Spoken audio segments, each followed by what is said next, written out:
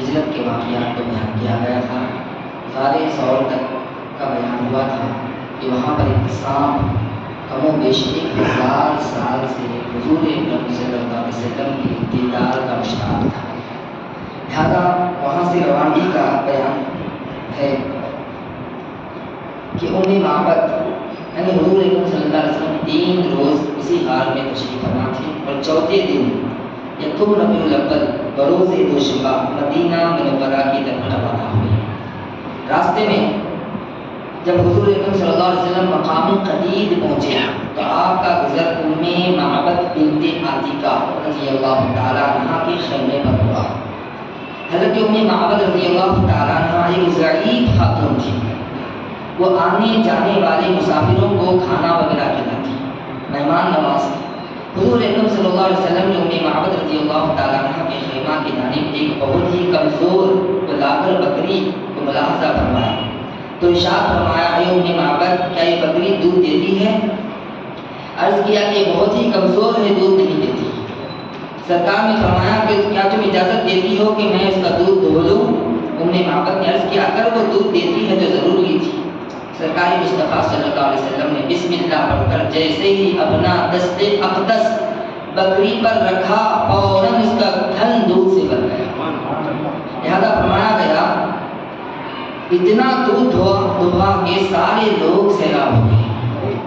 سرکار دو جہاں صلی اللہ علیہ وسلم کا یہ معجزہ دیکھ کر معبد اسی وقت مشرف اسلام ہو گئی۔ شام کو جب ان کے خاوند تشریف لائے، انہوں نے جب اس معجزے کی شان اور سرکار دو عالم صلی اللہ علیہ وسلم کے شمائل مبارکہ سنے تو کلمہ شہادت پڑھ کر وہ بھی مشرف اسلام۔ یعنی حضرت معبد نے تو اپنی مادی کی آنکھوں سے حضور کا دیدار کیا اور معجزہ دیکھا تھا، ان کے شوہر نے جو ہے صرف اور صرف سن کر معبد سے وہ بھی مشرف اسلام۔ سرکار مصطفیٰ صلی اللہ علیہ وسلم کے معجزوں کا یہ عالم تھا، آپ کے جو ہے دست مبارک کی برکت کا یہ عالم تھا۔ اس بارے میں بتایا گیا کہ تاریخ حلبیہ میں جو ہے اس کی اور زیادتی کے ساتھ لکھا گیا، بتایا گیا کہ وہ اتنا دودھ ہوتی تھی کہ حضرت عمر فاروق رضی اللہ تعالیٰ عنہ کے دور خلافت میں جب قحط سالی پڑ گئی، بکریوں کو چرنے کے لیے چارہ نہیں تھا، پانی نہیں تھا، تو ایسی صورتحال میں سارے بکریوں کا، گائے جانوروں کا جو ہے دودھ سوکھ گیا تھا، مگر اس معبد رضی اللہ تعالیٰ عنہ کی بکری کا دودھ اس وقت بھی جو ہے بھرا ہوا تھا۔ لہٰذا یہ سرکار مصطفیٰ صلی اللہ علیہ وسلم کے دست مبارک کی برکت کا عالم تھا۔ اس کے بعد رسول کریم صلی اللہ علیہ وسلم آگے سفر کرتے ہوئے آگے نکلتے ہیں مکہ مکرمہ میں۔ یہ اعلان ہوا جو کوئی محمد مصطفیٰ صلی اللہ علیہ وسلم کو یا ابو بکر رضی اللہ تعالیٰ عنہ کو لائے گا اسے 100 اونٹ بطور انعام دیے جائیں گے۔ انعام کی لالچ میں لوگ تلاش کے لیے نکلے۔ ادھر رسول اللہ صلی اللہ علیہ وسلم نے معبد رضی اللہ تعالیٰ عنہ کے مکان سے روانہ ہوئے کہ اچانک سراقہ بن مالک برق رفتار گھوڑے پر آ پہنچے۔ صدیق اکبر رضی اللہ تعالیٰ عنہ بار بار پیچھے مڑ کر دیکھتے، لیکن سرکار دو عالم صلی اللہ علیہ وسلم ان کی جانب التفات ہی نہیں فرماتے۔ یہاں تک سیرت میں آیا ہے حضرت ابوبکر کبھی حضور کے سامنے جاتے، کبھی پیچھے جاتے، کبھی دائیں کبھی بائیں، اس طریقے سے اطراف گھومتے رہتے ہیں۔ آپ کا منشا یہ تھا کہ کدھر سے بھی حضور کو کوئی تکلیف نہ ہو، ہر طرف سے جو ہے کہیں سے بھی آپ پر حملہ نہ ہو۔ لہٰذا حضرت ابوبکر ہر وقت ہم تن تیار تھے حضور کی حفاظت کے لیے۔ فرماتے ہیں پیچھے مڑ کر دیکھتے لیکن سرکار ان کی جانب اتفاق ہی نہیں فرماتے، یہاں تک کہ سراقہ بن مالک نے قریب پہنچ کر حملہ کرنا چاہا، فوراً وہ جو ہے ٹھوکر کھا کر گر گیا۔ پھر وہ دوبارہ حملہ کرنے کی نیت سے آگے بڑھا۔ سرکار دو عالم صلی اللہ علیہ وسلم نے اس پتھریلی زمین کو حکم فرمایا، اے زمین اسے پکڑ لے۔ فوراً زمین میں اس کو جو ہے اندر زمین میں دھسا دیا۔ فرمایا گھوڑے کے بازو گھٹنوں تک زمین میں دھس گئے۔ سرکار صلی اللہ علیہ وسلم کا یہ معجزہ دیکھ کر سراقہ بن مالک نے بہت ہی خوف زدہ ہو کر بڑی ہی عاجزی کے ساتھ امان طلب کی، کہنے لگا مجھے امن و امان دے دو۔ نبی رحمت صلی اللہ علیہ وسلم نے زمین سے فرمایا کہ زمین اسے چھوڑ دے۔ یعنی آقا علیہ السلام کے رحمت کا کیا عالم ہے، جو آپ کے جان کا دشمن بن کر آیا ہے، انعام کی لالچ میں آپ کو پکڑنے کے لیے آیا ہے، اس کو جب زمین نے دھسا لیا تو حضور اکرم صلی اللہ علیہ وسلم زمین سے مخاطب ہو کر فرماتے ہیں زمین اس کو چھوڑ دے۔ اسی کو تو رحمت کہتے ہیں، بدلے کا بدلہ لینا، انتقام لینا، اس کو رحمت نہیں کہا جاتا ہے۔ اسی لیے آپ علیہ السلام کے اوصاف مبارکہ میں یہ بیان کیا گیا، حضور کو اگر کوئی گالی دیتا آپ اس کو دعا دیتے تھے، کوئی آپ پر پتھر برساتا آپ اس پر پھول برسایا کرتے تھے۔ رحمت عالم صلی اللہ علیہ وسلم کا رحمت کا صدقہ ہے۔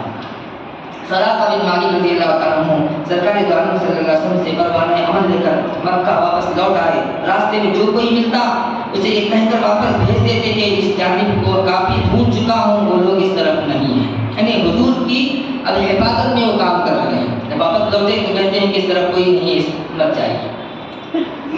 حضرت سراقہ رضی اللہ تعالیٰ عنہ جنگ حنین کے بعد سرکار دو عالم صلی اللہ علیہ وسلم کے دستے کرم پر مشرفہ اسلام ہوئے، یعنی ہجرت کے بعد کا واقعہ ہے، اور صحابہ اکرام کی نورانی جماعت میں داخل ہو گئے۔ مذکور الصدر واقعے سے اس بات کا بخوبی اندازہ لگایا جا سکتا ہے کہ مختار کائنات صلی اللہ علیہ وسلم کا ہجرت فرمانا کسی مجبوری کے تحت نہ تھا۔ زمین کو اللہ کے رسول نے حکم فرمایا تو دشمن کے جو ہے پیر زمین میں دس گئے، اگر چاہتے تو وہاں پر جو ہے سارے دشمنوں کو سزا دی جا سکتی تھی، مگر اللہ کے رسول صلی اللہ علیہ وسلم کا ہجرت فرمانا کسی مجبوری کی وجہ سے نہیں تھا، اللہ کی مرضی اور منشا کے مطابق تھا۔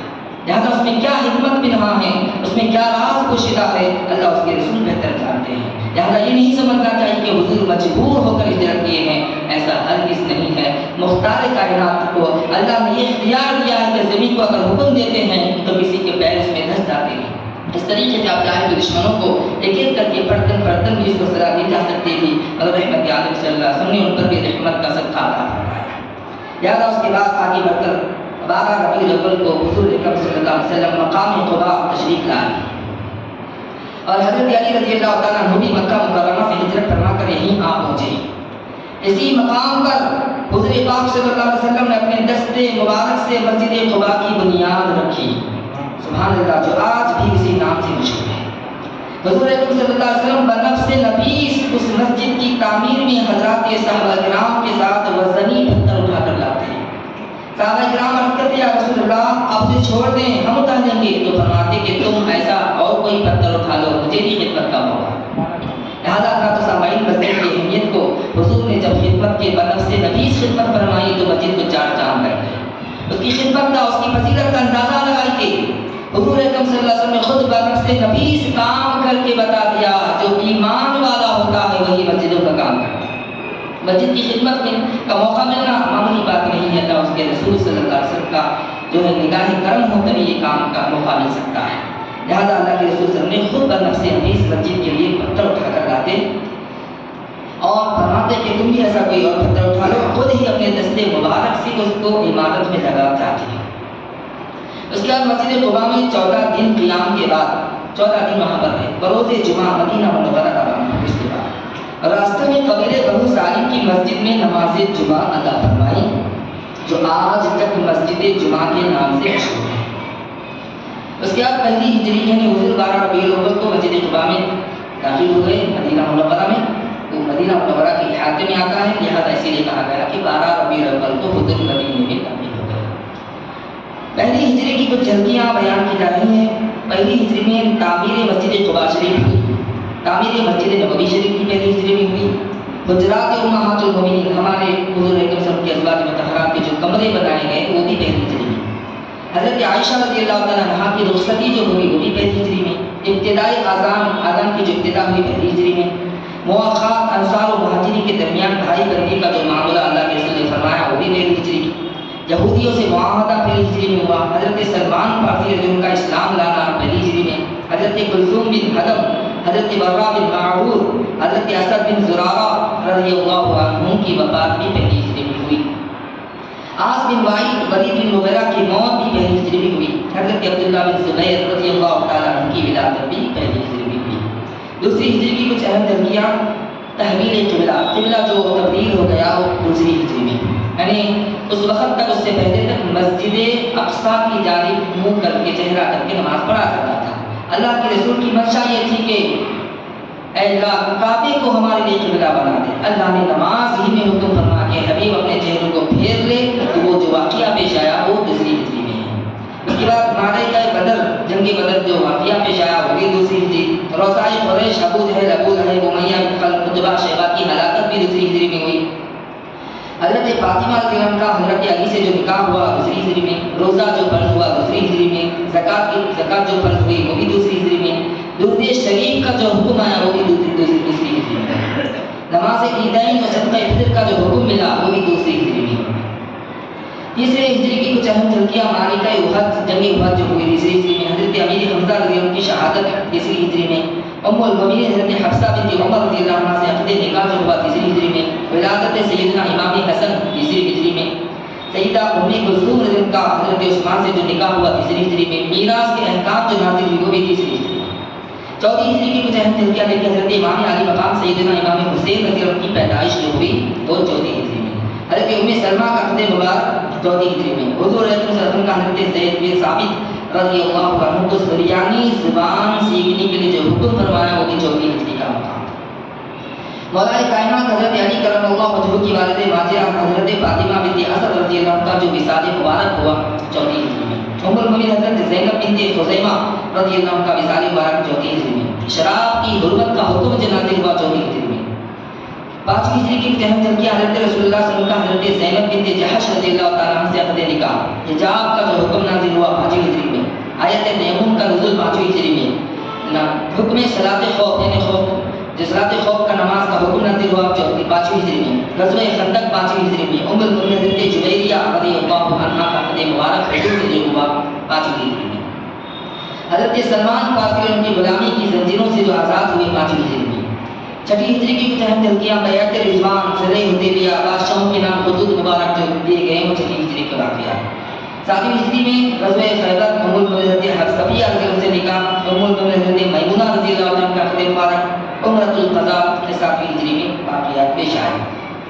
آٹھویں ہجری میں جو حضرت رسول اللہ صلی اللہ علیہ وسلم کے شہزادے حضرت ابراہیم رضی اللہ عنہ کی ولادت، حضرت خالد بن ولید ان کا اسلام قبول کرنا آٹھویں ہجری میں، حضور علیہ وسلم کی صاحبزادی حضرت زینب رضی اللہ عنہ کا وصال بھی آٹھویں ہجری میں پیش آیا۔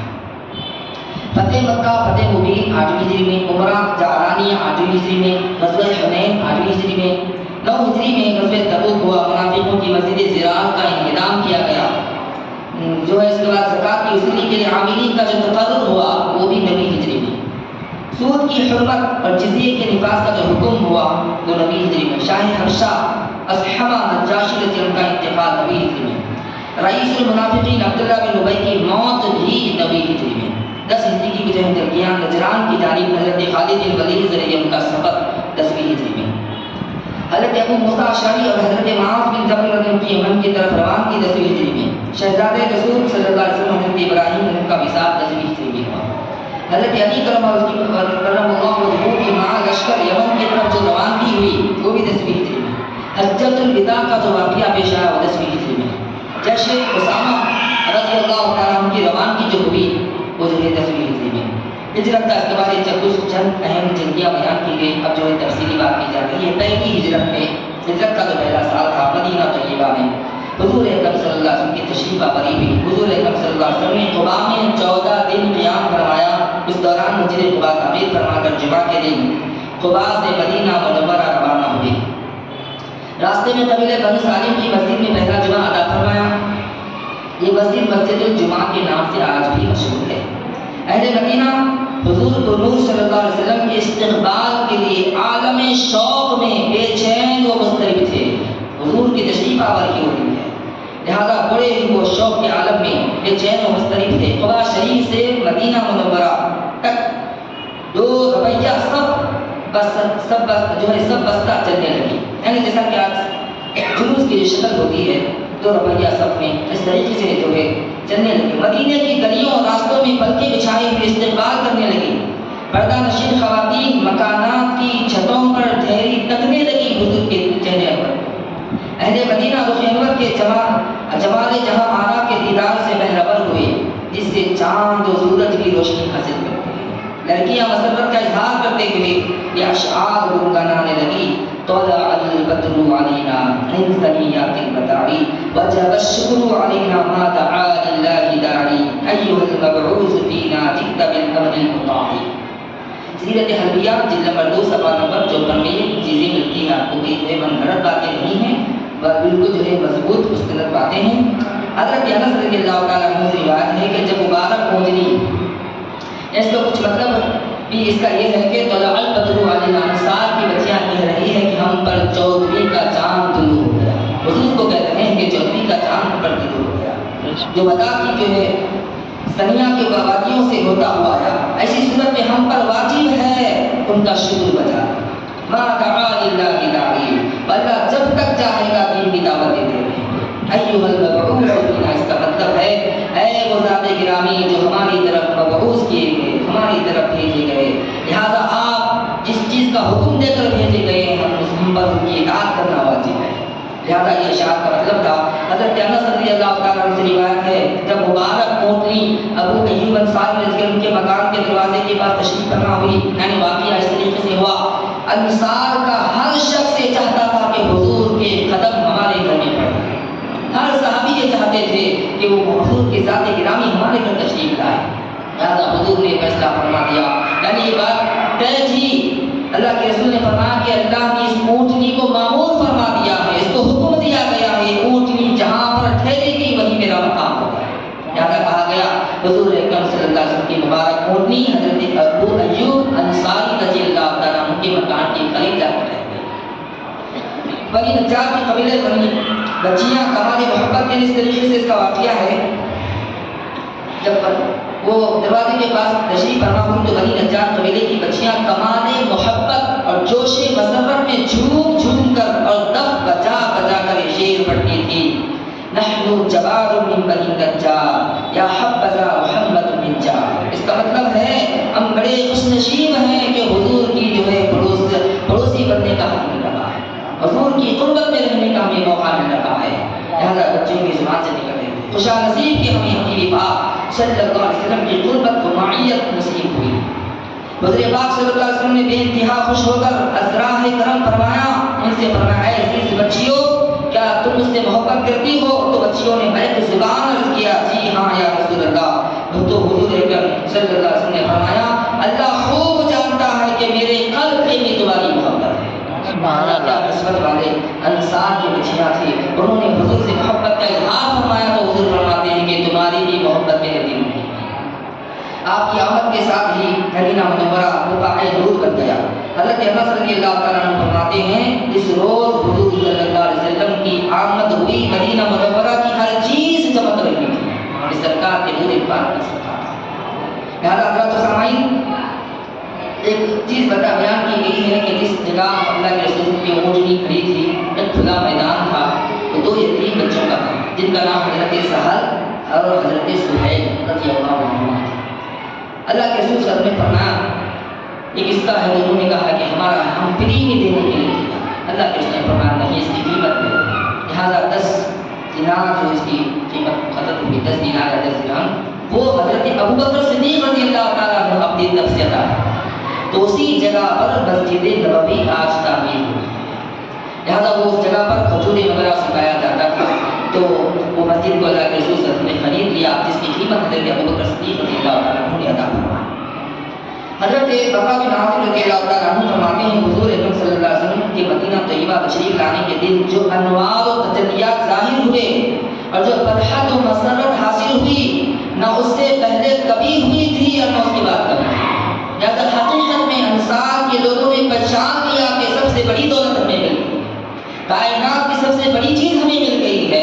آج تک ہم ظلم میں تھے، زیادتی میں تھے، گناہوں میں تھے، جہالت میں تھے، برائی میں تھے. اللہ کے رسول کی کیا تشریف فرما ہوئی کہ آج جو ہے ظلمت ختم ہوتا چلا رہا ہے، جو اندھیرا جو ہے کافر ہوتا جا رہا ہے، روشنی پھیلتی جا رہی ہے، ایمان کی روشنی میسر آ رہی ہے. لہٰذا حضرات سامعین تمام انصاری صحابہ کرام نے ہر ایک کی یہی خواہش تھی کہ سید الکونین صلی اللہ علیہ وسلم میرے گھر میں قدم رکھا فرمائیں.